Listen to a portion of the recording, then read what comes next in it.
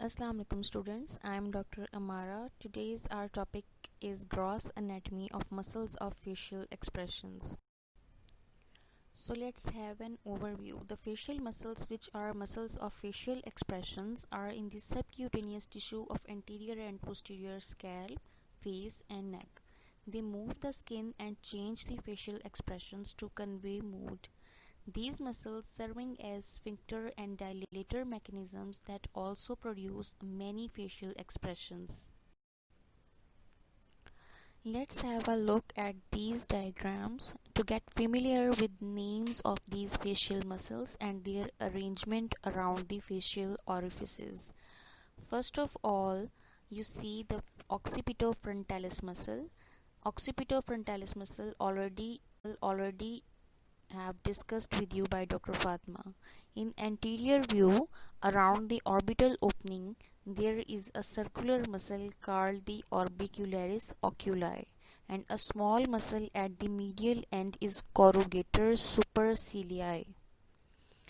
Around the nasal opening, there is procerus in the upper part of the nose. Below this nasalis, and on the side of nasalis there is levator labii superioris alaic nasi. Muscles around oral opening, you can see a circular muscle which is called orbicularis oris. In the left half of the diagram above the upper lip there is levator labii superioris, zygomaticus major and zygomaticus minor. Below this, rhizorius. In the right half of diagram, when these muscles cut, you can see levator anguli oris and buccinator. Below lower lip, there is depressor anguli oris, depressor labii inferioris and mentalis. In the neck, platma. In the lateral view, you can see all these muscles. Now we discuss these muscles one by one along with their expressions, but we'll do attachments of only those muscles which are more important.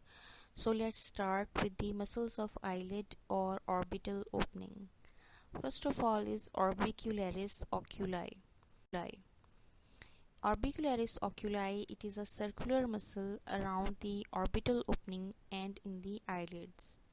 It has three parts: orbital part, palpebral part and lacrimal part.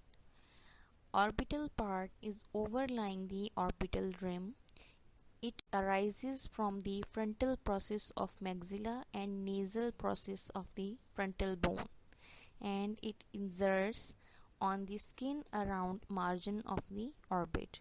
As you can see in the diagram, around the orbital margin, the circular fibers of the orbital part, and its main action is tight closure of the eye to protect the eyeballs from bright light and dust.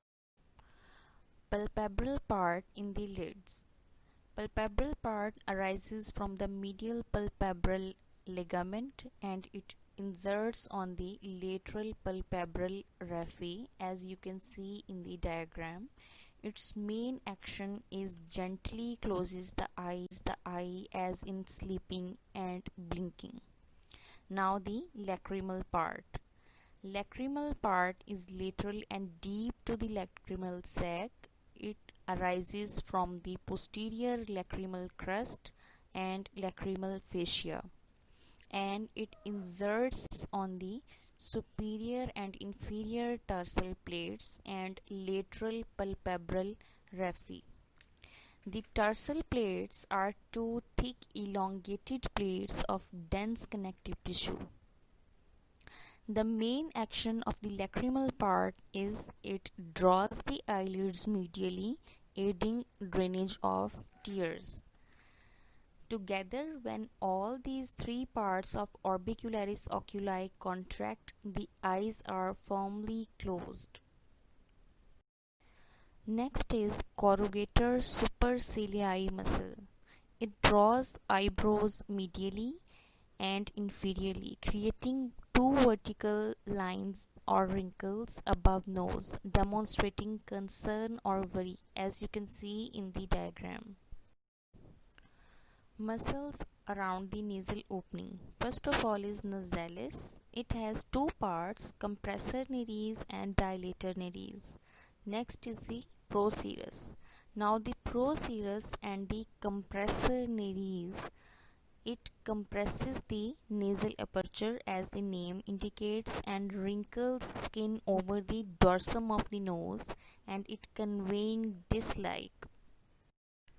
Now the levator labii superioris, alaic nasi, and dilator nares part of nasalis. It elevates upper lip and dilates the nostrils to express anger and exertion, as you can see in the diagram. Muscles around the lips. Orbicularis oris. This is a circular muscle around the oral opening. It originates from the medial aspects of maxilla and mandible, perioral skin, and angle of mouth. And you can see a circular green muscle around the mouth in the diagram, and it inserts on the skin and mucous membrane of lips. What is its function? It closes the mouth, compresses and protrudes lips, as in kissing or while taking selfie, or it resists distension when blowing. Buccinator is the muscle of the cheek, and it originates from the alveolar processes of maxilla and mandible and pterygomandibular raphe, and it inserts in the fibers of the orbicularis oris. As you can see in the diagram, this green colored muscle is buccinator. Its action is compresses the cheeks against the teeth and gums to prevent the food accumulation in the vestibule of mouth, and it is also used in acts like blowing and whistling. In neonates, it is used to suckle. Levator labii superioris, as the name indicates, it elevates the upper lip, and levator anguli oris, it elevates and widens the angle of the mouth, and demonstrating the sadness. Depressor anguli oris, it is the parts of dilator of mouth and depresses labial commissures bilaterally to frown, and it demonstrating grief. Depressor labii inferioris, it depresses or everts the lower lip, demonstrating sadness or pouting. Then the zygomaticus major, it elevates the labial commissure bilaterally to demonstrate smile and laugh. Zygomaticus minor, elevate the upper lip and deepen the nasolabial sulcus, demonstrating contempt. Rhizorius widens the oral fissure as when grinning or grimacing. Mentalis, it elevates and protrudes lower lip, elevates skin of chin, showing doubt. Platysma is the muscle of neck. It depresses mandible, tenses skin of inferior face and neck, conveying tension and stress.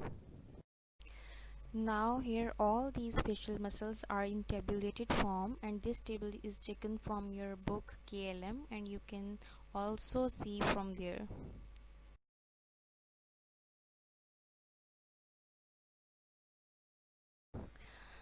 The nerve supply of these muscles is the facial nerve, which is the seventh cranial nerve that supplies these muscles through its 5 terminal branches, which are as follows. First is the temporal branch, which supplies the frontalis auricular muscle and superior part of orbicularis oculi. Then the zygomatic branch, it supplies the inferior part of orbicularis oculi. Buccal branch, it supplies muscles of cheek and upper lip. Marginal mandibular, it supplies muscles of lower lip. And then cervical, which supplies the platysma.